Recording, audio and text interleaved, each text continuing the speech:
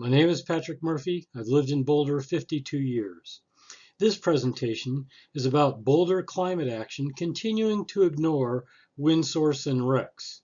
My previous presentations prove that the utility occupation tax is a carbon tax and that over time Boulder has collected over $88.2 million in carbon taxes, and more than half of that was never used for real carbon reduction.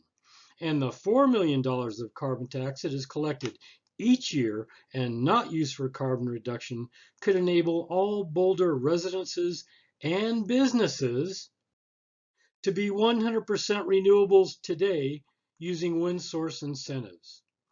Not once has anyone mentioned wind source incentives in any of the Excel partnership meetings. Renewable energy certificates, also known as RECs, have been denigrated by Boulder, and that's ludicrous.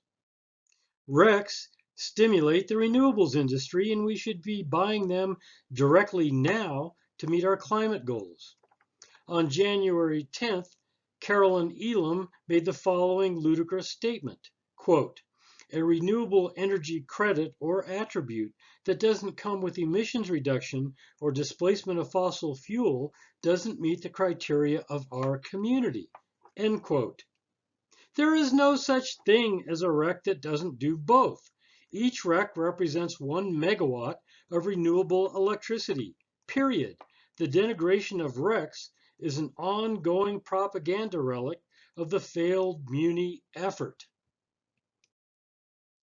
Is the critical flaw of the climate tax for residential users missing the fact that all of those with solar or wind source will pay nothing or a small fraction of the tax?